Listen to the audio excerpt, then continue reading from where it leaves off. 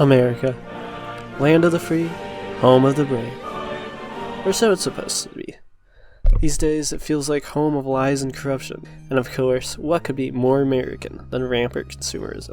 I'm sorry, I promise that's the last time I'll be cynical in this video. Obviously, I'm not going to tell you where I live, but I've lived around mid-America my whole life, the Midwest and the South. Growing up in small-town middle America is nothing like the awful Hallmark Christmas movies middle-aged white women love.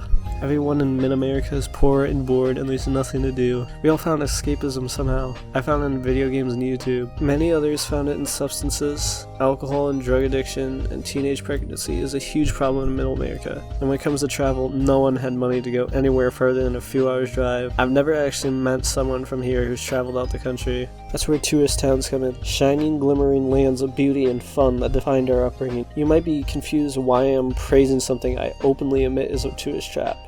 Here's where I turn the question to you. Why is something being a tourist trap a bad thing? Is it because it's not genuine? I'm gonna keep it real. I'd rather something be fun than be genuine. I'd rather go go-karting than explore local cultures. See, there's a word that gets thrown around a lot that people just assume means something is bad, but it doesn't have to be. That word is corny. See, corny is typically a bad thing. In fact, I say corny is usually a bad thing, but occasionally, on very rare occasions, corny is actually a good thing. I think I understand where this hate of tourist traps come from. It comes from cynicism. I definitely should not be talking down to cynics because I've been one of the biggest cynics in the past. It's something you need to overcome to become fully happy. Allow yourself to enjoy things, even if it's considered corny or embarrassing. For instance, you know those early 2010s pitbull pop songs that were awful and had the most generic lyrics of all time? Yeah, I know those songs sucks, and I would judge anyone who had that on their playlist. But I have to admit, if they came on, I would enjoy them in a weird way. They have those simple, upbeat beats that are fun and make you want to dance and make you feel young again. I would make fun of Marvel movies, but that doesn't change the fact that I've seen all of them and enjoyed most of them. Does that make me a normie or a consumerist? Sure, but at least I'm happy and not forcing myself to hate stuff because people will think I'm a cool guy. There's also a nostalgia factor. Normally I hate that word because it's overused. Most of the time it's used by 15-year-olds who act like they're old and cry over Minecraft when they stopped playing it like 2 years ago. And I don't think it's healthy to live in the past, but I think it's still fine to look over memories from time to time. Let's face it, if you went to any of these places growing up, you probably have some great memories of the time spent with family and friends. Alright, I'm not gonna get sentimental here, I'm gonna actually get in these towns. Getting a list of specifically the towns I'm talking about is kind of difficult because it's a broad thing, as even though these towns are distinct from normal towns and have a lot of similarities,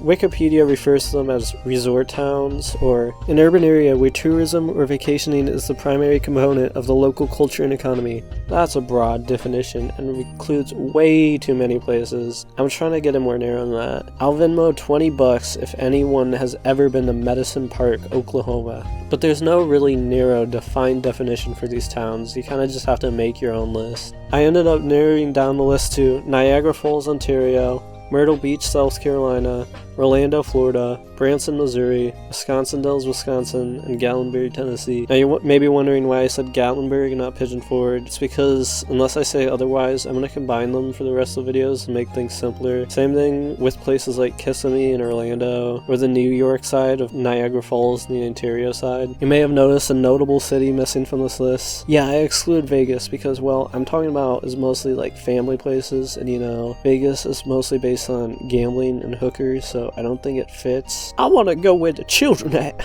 And you could argue that places like New York and LA could count because it has some tourist traps in it. I'm talking about towns that specifically the only purpose is to be a tourist trap and usually only have a few thousand people living there, if that. You can make an argument for places like Ocean City, Maryland, or Destin, Florida to be on this list, but I had to cut it off at some point because I just don't think those towns are on the same level, you know? Also, I'm kind of confused how the whole west half of the country doesn't have any tourist trap town. Maybe I missed some, but I guess their version of a tourist trap town is like a skiing town or something. So when you take these 6 towns, you start to notice some similarities. There's some simple things like they're all built around some original attraction, usually something natural, that drew tourists in, and they kind of built the town around that. Where they're all somewhat close, like within like 40 miles of some at least medium-sized city. Then you get similarities that are harder to define. These places are like all somewhat overpriced, have awful actual traffic, and they all have this similar vibe. It's hard to explain, but I'd say the closest word is kitsch, or over the top. They all have this weird bastardized culture where it's like trying to imitate the culture of the nearby area, but also appealing to culture of tourists. I'll explain that later. They all have common attractions. For instance, I can't think of Tourist Trap Town without thinking of Ripley's. This Ripley dude has these towns by the balls. You can't go 2 steps in a Tourist Trap Town without seeing Ripley's name. Ripley mostly does these Believe It or Not museums, which is basically just a museum for those 12-year-olds who think gross out humor is funny, but I do appreciate how every single Believe It or Not is totally unique from the outside. Believe It or Not is not the only thing Ripley does. They also make arcades, mini golf, haunted houses, and such. But by far, my favorite Ripley's attraction are the aquariums. I've been to the aquarium in Gatlinburg a couple times, and I'll say, even though it's not the biggest, it's definitely one of the best aquariums I've been to. And you have these wax museums. Never in my life have I heard someone say, "Yo, can we go to the wax museum? That's certified bum activity." Oh, never mind.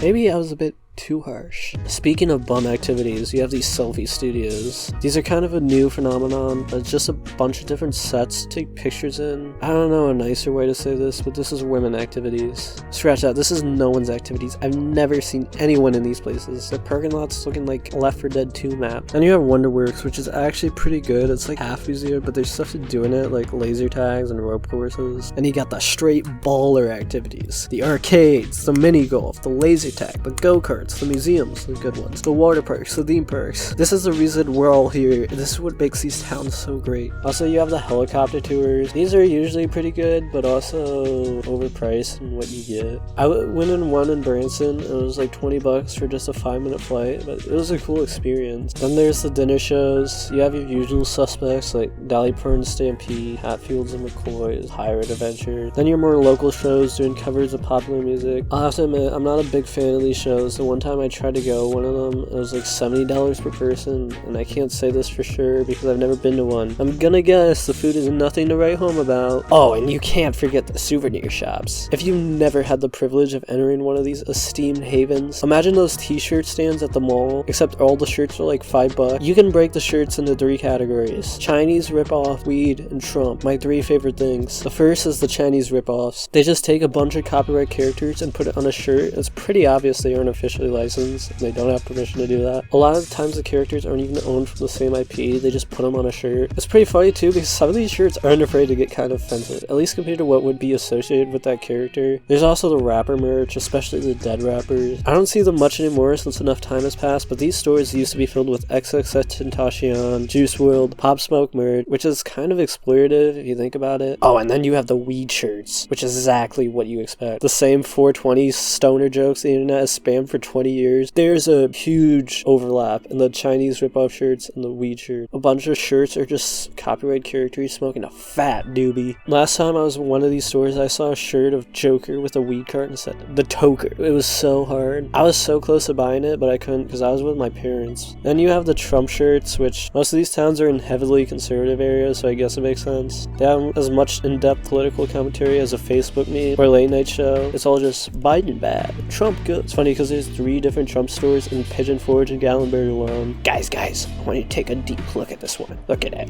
It says, "How did these nuts?" But yeah, these stores were pretty great because the shirts are so laughably bad, but also dirt cheap, so if you're a brokey like me, this isn't really an attraction, but you can't talk about tourist traps without talking about the billboards. The billboards for these towns would start hours away. I remember getting so hyped when I saw the first one. I'm going to break down each town in order of my familiarity with them. I'm starting with Niagara Falls and Myrtle Beach, which I've never been to, then Orlando and Branson, which I've been to a couple times in the past, then Wisconsin Dells and Gatlinburg, which I've been to many times.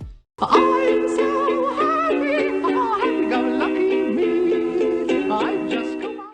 So we begin with Niagara Falls, Ontario, and also Niagara Falls, New York. They're both Niagara Falls. Niagara Falls is around 15 miles north of Buffalo, New York, and its natural attraction as well, you know, Niagara Falls. Its placement in this video isn't about the falls though, it's about everything around it. See, the Canadian side of the falls, particularly this area Clifton Hills, is known for its over-the-top tourist traps. According to the Clifton Hills site itself, Clifton Hills is home to the Sky Rail, go-karts, lots of mini-golf, a water park, some interesting dark rides, pond houses, a cool-ass Burger King, and of course, a wax museum, and a Ripley's, believe it or not. Niagara Falls is also home to Marineland, which according to Bright Sun Films is the worst theme park in North America. Yeah, it's just a one-piece sea land with somehow even worse animal treatment. Also apparently has awful rides and is way too spread out. Then you have stuff like the cruises, which looks really interesting and they take you right up to the falls, but Niagara Falls is ridiculously expensive, even compared to the other towns of this list. If you trust this random guy from TripAdvisor, it's $10 for a bottle of water and orange juice at Starbucks, $52 for 2 burgers and 2 beers and a Coke at Ruby Tuesdays. But then again, it's Canada, so what do you expect? But yeah, honestly, I wish I could say more about Niagara Falls, but I don't know anything outside my research. Bitch got a penis, bitch got a penis, bitch got a penis. We have Myrtle Beach, South Carolina, which is it's near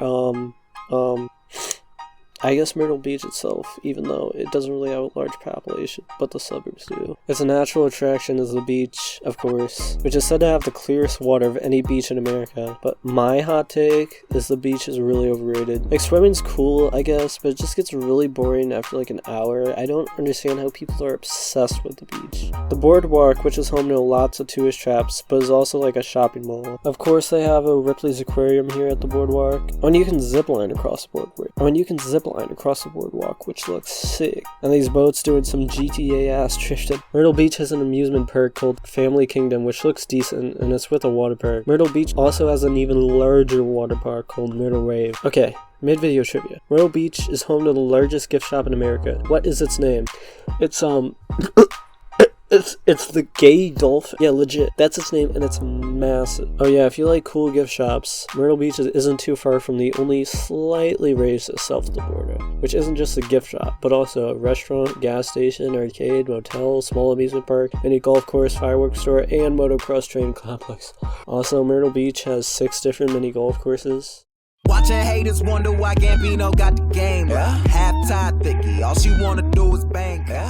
Next we have Orlando, which is a nearby city as well, Orlando, and it's basically just built around Disney World. Orlando is by far the biggest tourist trap town. I guess we can start with the obvious, the theme parks. Everyone's favorite theme parks, Disney World, Universal, SeaWorld, and of course, who can forget, Fun Spot. We could start with Disney World. I'm not going to go too in depth because everyone knows Disney World already. We all know one dude who goes Disney World every month. Well, my hot take is that Disney World is kinda overrated. Not saying it's bad, I just don't think it's all it's cut out to be. It's ridiculously overpriced. You need to take out a mortgage just for a weekend vacation. It's hot as hell. Long ass rides, and a lot of mid rides that are just overhyped. And I've heard they fixed this, but last time I went, they would stop the rides to let handicapped people on. If you can handle all of that, Disney is still elite in a lot of ways. The theming at Disney is unrivaled. The good rides at Disney are undeniably some of the best, and the water parks at Disney are heavily underrated. Next we have Universal, which, in my humble opinion, is the best theme park in Orlando. Call me when Disney World drops SpongeBob SquarePants and Minions Mayhem. They just don't have the answer. They got a Springfield area with a Simpsons ride. Whatever you think about Harry Potter, you gotta admit the Hogwarts section is amazing and has the best rides. And you have the Marvel section, which again, amazing ride. You have the Studley's Do-Rights, whatever. I just remember this being a really good ride, okay? And you can't forget the Jurassic Park section, which has another amazing wet ride, and this new Velocicoaster, which looks really cool. Oh, and in 2025, Universal is opening another park called Epic Universe, which will have Nintendo Land. That's right. It may seem like I'm shilling for Universal, but honestly, I'm tired of Universal being slept on, especially when it's a lot cheaper than Disney. I think everyone just goes to Disney based on reputation alone. Then we have SeaWorld, which isn't just a glorified aquarium, but also has some pretty good roller coasters. Oh yeah, and the marine shows, I guess, are good, even if they abuse their animals. Then everyone's favorite, Fun Spot. Perhaps it's unfair comparing this to the others, but I think this is just a cheaper alternative to the parks, which honestly is fair because you the other parks can get very, very expensive. Now the tourist traps don't just end at the theme parks. Orlando is home to an alligator preserve called Gatorland, which is the self-titled alligator capital of the world. Believe it or not, actually predates Disney World by over 20 years. Oh, and you can zip line over alligators, so that's pretty cool. International Drive, or iDrive, is where all of Orlando's more traditional tourist traps reside. We can start our tour of iDrive with Deezerland, which is some weird hybrid of mall and amusement park. It's got a car museum, an arcade, movie theater, Sky Zone, ropes course, axe throwing, go-kart, mini golf, and of course, Bass Pro Shops. Then you have the center of iDrive, Icon Park. Icon Park is an outdoor shopping mall with lots of attractions, including a couple rides. You have an aquarium there, which of course is connected to a wax museum. Later down iDrive, you have iFly, which is an indoor skydiving place, which looks super fun. Beyond that, iDrive is home to all your usual suspects. Mini golf places, go-kart places, dinner shows, helicopter rides, Wonderworks, Ripley's, you name it. I don't remember if it was iDrive or somewhere else in Orlando, but I remember Orlando had some of the wildest gift shops. I'm talking straight Chinese ripoff, baby. Almost all the merchandise was ripoff from some IP to cash in on the Disney market. And oh boy, were they Chinese sweatshop prices, I'll tell ya. Okay, that's all for iDrive, but now I want to show you guys Old Town and Kissimmee. Old Town is another fun spot. It's a little different from the one on iDrive in Orlando, but mostly the same. Okay, so you can't tell the story of Orlando without McDonald's. I follow this great account on Twitter called Non-Standard McDonald's, which documents all the non-standard McDonald's across the world. Highly recommend following. Unfortunately, I don't think the account is very active anymore. Anyways, after looking through that account, I've come to the conclusion that Orlando runs not just the nation, but the entire globe in cool-ass McDonald's. Check it out. Here's Disney World McDonald's, which sadly we don't have many pictures of because fortunately it was remodeled. Here's Bistro Gourmet McDonald's with a luxury interior and actually serve pasta bowls, paninis, unique desserts, omelets, Belgian waffle, breakfast enchiladas, but unfortunately remodeled. In a similar vein, we have European McDonald's, which had the same Bistro Gourmet menu, but suffered the same fate. Remodeled. Here's Safari McDonald's with African artifacts showcased on the wall, but sadly remodeled. Then there's Ulster Sports McDonald's, which is just like a really big McDonald's with pictures of different extreme sports on the ceiling. Sadly remodeled. Into Green Energy Walt Disney World McDonald's, which is powered by solar panels and have a lot of outdoor seating and a futuristic indoor eating area. Even have these exercise bikes which can power chargers. And finally, this is active. Then we have Florida New Urbanism McDonald's, which I'm gonna be honest, I don't even know what that means. But as an interesting exterior with a fancy interior and a fish tank. Remodel. I know what you're thinking. Wow, man, that's a lot of cool ass McDonald's. That must be it, right? Wrong. May I introduce you to humanity's greatest achievement, Entertainment McDonald's, or the world's largest McDonald's, or the world's most unique McDonald's, or Epic McDonald's. It is true, it's the world's largest McDonald's, but this 1976 beauty is far from its only claim to fame. Upon entering Epic McDonald's, you would be in an arcade surrounded by animatronics in a jungle setting with a waterfall and a stage where live entertainment was often hosted. Epic McDonald's served items unique to that location, including pizza, ice cream, sandwiches, Philly cheesesteaks, cakes, and even non-standard breakfast items. But trust me, that's not it. If you proceed to the second floor, there would be even more arcade. The play place that Epic McDonald's claimed was the largest play place in the world. Sadly, all good things must come to an end. In 2016, the Epic McDonald's had to close its door and shut down for good, to be reborn into Epic McDonald's 2 right next door. Epic McDonald's 2 is a more modern approach to the chaotic but classic first iteration. The expanded menu from the first was left intact. The play place, still massive, was renovated to include new equipment. And of course, you cannot forget the arcade too. While I respect Epic McDonald's 2, and I'm glad we still have an active version of Epic McDonald's, I can't help but miss the pure chaos of the first iteration of Epic McDonald's. Whew! Finally, we're out of Orlando. That took long enough. Next we have...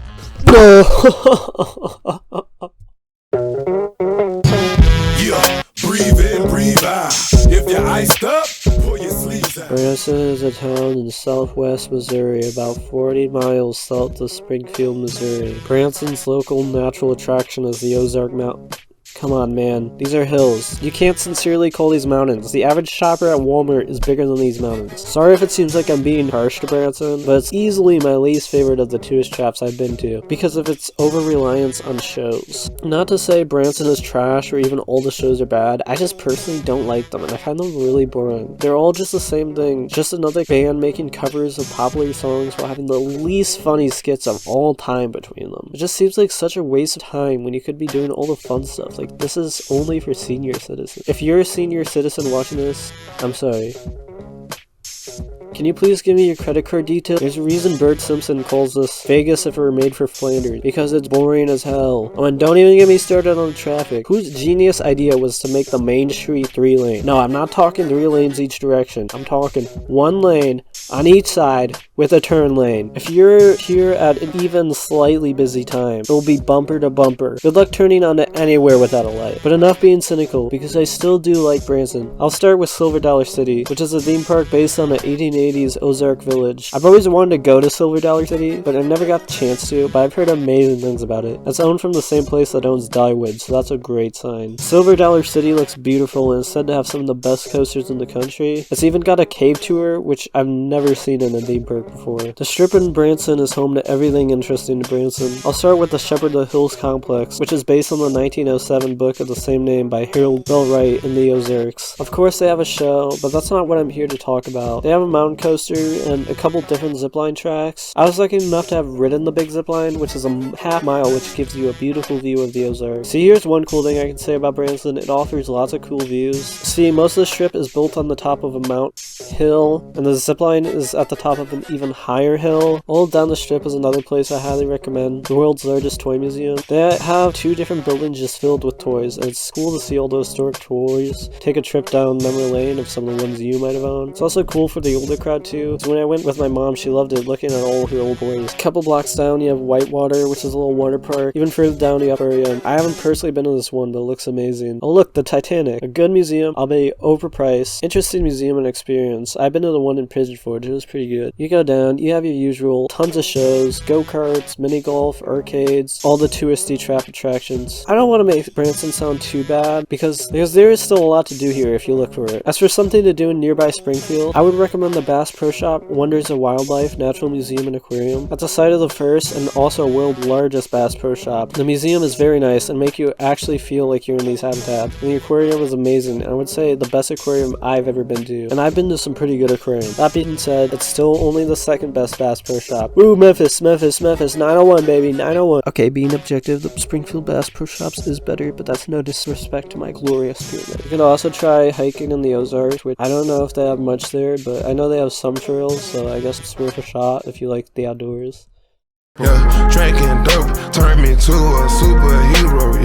Yeah, hit that pill, turn me to. Wisconsin Dells is located in southern Wisconsin, about 42 miles northwest of beautiful Madison, Wisconsin. The nearby natural attraction of the Wisconsin Dells is, well, the Wisconsin Dells. Well, the Dells of the Wisconsin River. It's a river in a gorge that has a lot of boat tours running on it. Wisconsin Dells, or as I call it, the Cancun of the Midwest, is a self-proclaimed water park capital of the world. And the Dells hold a very special place in my heart because this is my local tourist trap growing up, and I very frequently visited here with my family. Now, all of you are very smart and may be asking a very obvious question. Why the hell would the water park capital of the world be in America's version of Siberia? The answer is the sheer example of brilliance and ingenuity. Indoor water parks. I know, it's kind of crazy. The thing you have to understand about the Dells is it's basically a turf war between the water parks. Either you're on the right side of the history, the wilderness, or you the ops, Calgary. Then you have the other water parks like Great Wolf Lodge, Noah's Ark, Mount Olympus, Chula Vista. Not gonna lie, if these were any of your water parks, you're kind of a bum, that's all I gotta say. I don't want any beef, though I respect all my brothers, even my Kalahari brethren. Just know, no matter what water park you pick, you made the right choice and your vacation will not disappoint. No, it's not just water parks either. These places provide the full tourist trap package. Mini golf, laser tag, arcade, go-karts, escape room. One of the cool things that only insiders know about the Dells is there would be these motels where they had a deal if you stayed there, they would give you free water park passes. I don't know why the hell the water parks agreed to that, or if they still even do that, but it's big for broke boys like me, and it's worth looking into if you're planning a vacation here. Outside the water parks, Wisconsin Dells still offers the usual basic tour trap package, mini golf, haunted houses, weird maze things that kind of suck. If you really want a good underrated attraction, try Wizard Quest. It's basically like a scavenger hunt game where you have to go through the world trying to free these wizards. The game itself is pretty fun, but what I like most is the world design. It all looks really good, and it's really immersing, and there's tons of little secret passages and rooms, and it's so much fun to find. A lot of the rooms are really creepy. This fire section used to scare the daylights out of me when I was a wee little lad. This dude had me pissing myself all over the floor. They moved around a year ago, and I still haven't had the chance to go to the new location yet, but I really look forward to it. Alright, enough of that. I just want to give you guys a little tour of downtown, okay?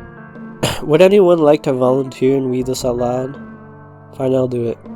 Have a swig with... Okay, I know it's innocent, it's named after its owner Nigel, but I still think that's such a crazy name for a bar. Anywho, the Dells is possibly the worst offender of the whole bastardized culture thing I was talking about at the start of this video. A large majority of the tourists coming to Dells are FIVs from not too far away Chicago, so there's this weird mix of Wisconsin culture and Chicago culture. It's a weird combination because you're not caught up with the whole Midwest lore. People from Wisconsin tend to hate Illinois and the whole Chicago culture. Like, there's so many Chicago hot dog pizza places in the Dells. Also, every store sells Bears merch, which you would never find anywhere else in Wisconsin. Forget that. No actual way is that a cool ass McDonald's. A cabin-like theme, Hunter's Gallery theme on the inside. Guys, I have even more insane news. It's got an arcade. Yeah, I'm not kidding, it has an arcade. This McDonald's has a special place in my heart. This is my first cool ass McDonald's. You know what they say, you always remember your first. Active! In terms of something cool that's outside the Dells, I would try House on the Rock. It's kind of far away, it's about an hour and a half detour, but I think it's worth it. It's an insane experience, but the only way I can describe it is a museum full of collection of just things. Trust me, that description definitely did not do it justice. Okay, believe it or not, it somehow gets better. Allow me to take you to good old Rocky Top. Sometimes you gotta close the door to open a window.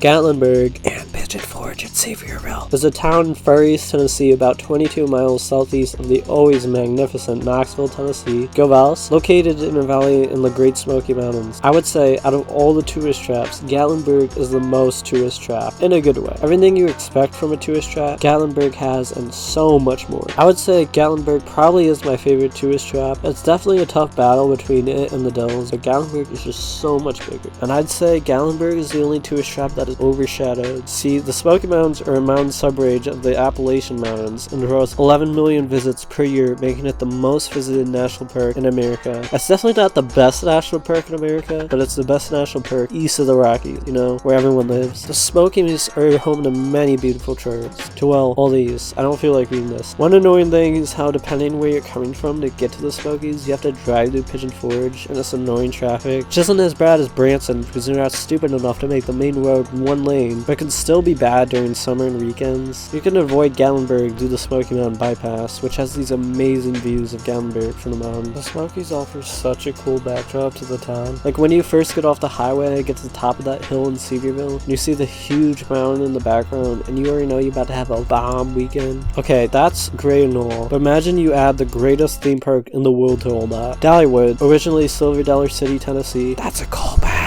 Is a theme park in Pigeon Forge owned by old country singer and Sevierville native Dolly Parton. Back when country music was good and told meaningful stories, not the fake corporate AI generated BS Nashville is pushing out these days. I swear it's actually the greatest theme park in the world. I don't know, that's kind of subjective now, isn't it? Probably isn't the best in the world, but it usually is among the top of theme park rankings, and personally, it's my favorite theme park I've been to, even better than Disney World and Disneyland. Whoa, let me stop you right there. Since I recorded this video, I went to Cedar Point in Sandusky, Ohio, and let me just tell you, that theme park is crazy. It's got so many good rides, and it's just unbelievable. Yeah, no hate on Dollywood, but Cedar Point is better in my opinion, so that's my favorite. Dollywood has such a good mix of rides and theming. It's some of the greatest coasters in the world, and is also genuinely beautiful. It's themed after the Southern Appalachian region and culture, and also has amazing lights. Alright, you guys want a callback? Boy, do I have a callback for you. Sevierville has a wilderness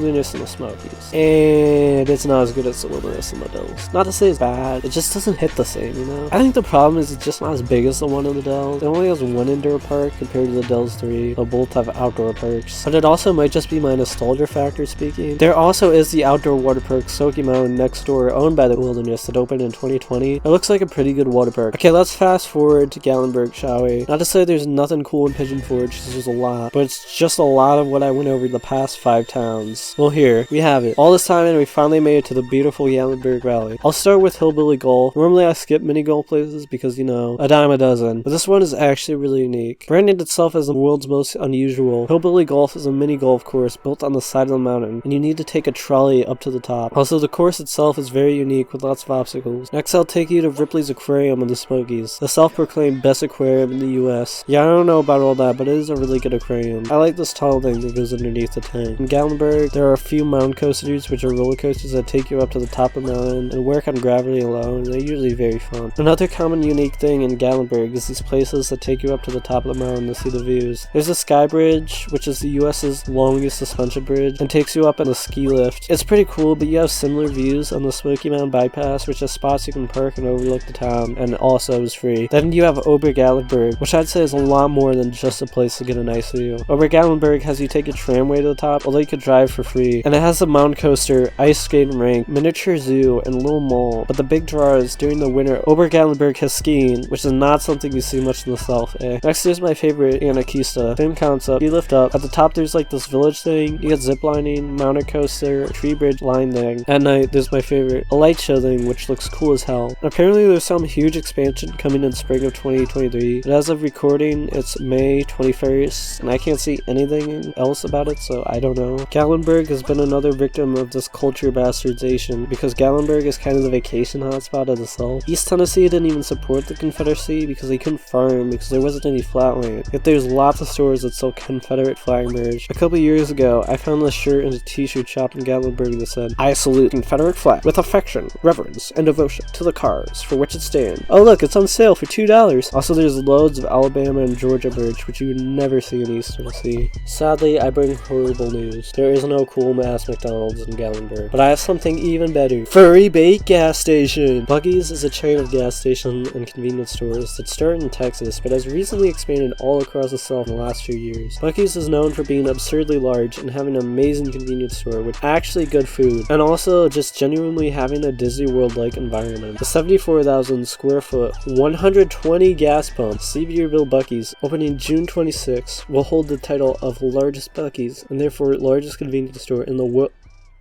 Man, what the? Texas! Can we have anything nice? Anything! My favorite furry gas station is a fraud. The state can't possibly get anywhere. You gotta be kidding me. Anime VTubers. And the small town Tennessee mountains. Is there nowhere safe? This is unbelievable. You know what, guys? I can't do this anymore. I'm done. I'm so sorry. I'm so sorry to the Wisconsin Dells. You were always my favorite, and I should never doubt you. I know you would never hurt me like this. This is just too much. There is so much I wanted to cover in this video, but couldn't avoid redundancy. Seriously, if you have a chance, you should seriously check out one of these towns. As someone who is a retired hater, I know how hating is addictive. It makes you feel smarter. I'm here to tell you right now to enjoy your life, that hating isn't worth it. It's been a great help to my mental health to just start enjoying what I used to consider corny. This summer, it's time to live a little, enjoy things. I don't know how to end this in a non-corny way, so yeah. Smell you later, alligator. If you're wondering, which you're probably not, my future videos aren't going to be like this. They'll probably be more like my last one. I would say go watch it, but honestly, I really don't care, so just do whatever you want. I'm just tired. I need a nap.